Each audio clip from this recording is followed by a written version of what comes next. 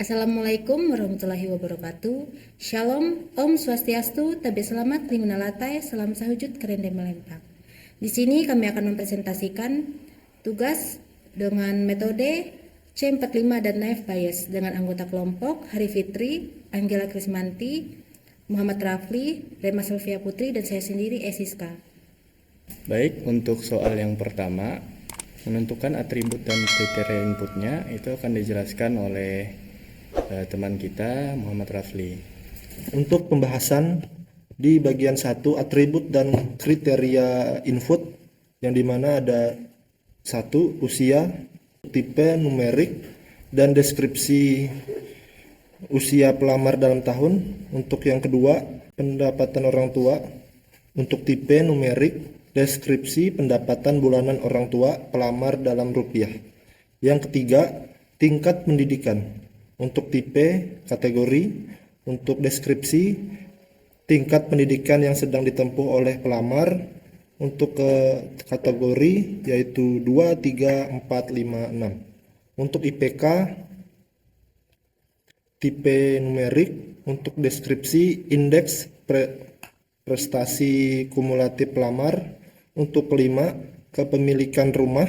Untuk tipe, kategori, deskripsi status kepemilikan rumah oleh keluarga pelamar. Kategori ada atau tidak. Untuk bagian 6, ketersediaan dokumen. Untuk tipe, kategori, deskripsi ketersediaan dokumen pendukung beasiswa oleh pelamar. Untuk kategori ada atau tidak.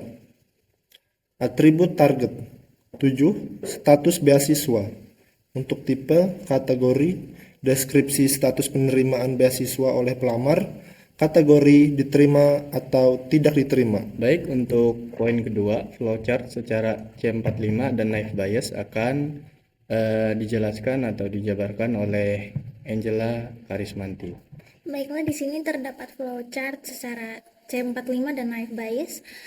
Untuk pertama-tama yaitu mulai, lalu proses dalam ambil data pelamar, kemudian menghitung semua entropi untuk semua atribut, lalu memilih atribut dengan gain tertinggi sebagai node root,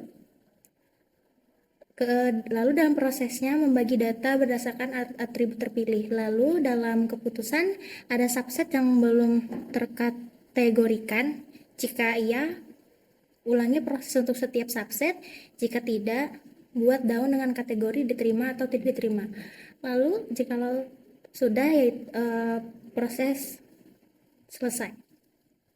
Lalu untuk flowchart Knife Bias, mulai, lalu mengambil data pelamar, hitung probabilitas A, prioritas dari kategori, lalu menghitung probabilitas kondisional untuk setiap atribut, kemudian klasifikasi data baru menggunakan teorema bias untuk menghitung probabilitas kategori diterima atau tidak diterima. Lalu memilih kategori dengan probabilitas tertinggi, lalu proses selesai. Namun di sini terdapat kesalahan penulisan, tetapi prosesnya selesai. Baik, kemudian untuk yang nomor 3 itu masuk ke pembahasan program terhadap kasus di atas, kasus yang di soal tadi. Itu kami menggunakan Tinker berbasis GUI. Untuk programnya sendiri, untuk codingan sendiri tidak akan kami jelaskan di video ini ya. Jadi yang akan kami jelaskan itu outputnya saja. Untuk programnya bisa kita demokan berbasis GUI seperti ini. Jadi untuk nomor 3 kami menampilkan tabel yang sama seperti yang di dalam soal, kan tetapi di sini kami tambahkan tombol diterima dan tombol tidak diterima.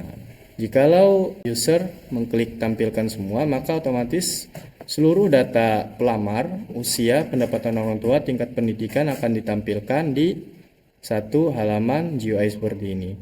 Dan kemudian jika user mengklik diterima, maka akan menampilkan nama pelamar khusus pelamar yang diterima saja. Kemudian seperti ini ya, diterima semua, status beasiswa yang diterima. Kemudian begitu juga dengan tidak diterima, itu untuk pelamar yang tidak diterima dalam beasiswa ini. Itu untuk yang nomor 3 ya. Kemudian untuk yang nomor 4 itu nah ini seperti ini outputnya ya. Untuk yang nomor 3. Kemudian untuk yang nomor 4 membuat program Python untuk menguji contoh fakta dari kasus di atas. Menguji contoh fakta. Jadi kami masih sama menggunakan Tinker berbasis GUI. Jadi untuk yang nomor 4 kalau kita demokan hasilnya akan seperti ini programnya. Jadi program akan menampilkan sebuah form yang bisa diinputkan untuk nama pelamar. Nama pelamar itu sesuai dengan tabel yang di-share Ibu di soal itu. Di soal yang ini ya, yang paling atas. Nah, ini. Jadi kita sesuaikan, kita inputkan nama pelamar dari A1 sampai C3. Kita contohkan untuk yang A1. Kita masukkan A1. Kita klik uji pelamar, maka secara otomatis akan menampilkan pop-up dengan isi hasil tidak diterima untuk pelamar A1. Jika kita bandingkan dengan tabel yang ada di soal, untuk A1 itu status beasiswanya tidak diterima. Jadi untuk pengujian ini hasilnya sesuai. Kita coba lagi untuk yang kedua kalinya, itu nama pelamar A3 misalkan ya. A3, kita klik uji pelamar. Nah, di sini akan menampilkan pop-up dengan isi hasil diterima untuk pelamar A3. Coba kita bandingkan dengan yang ada di tabel. A3 ini hasilnya diterima. Jadi untuk pengujian kali ini kita anggap berhasil saja ya.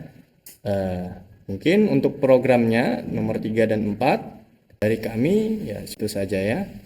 Selanjutnya saya kembalikan ke moderator. Demikian presentasi dari kelompok 1. Sekian dan terima kasih.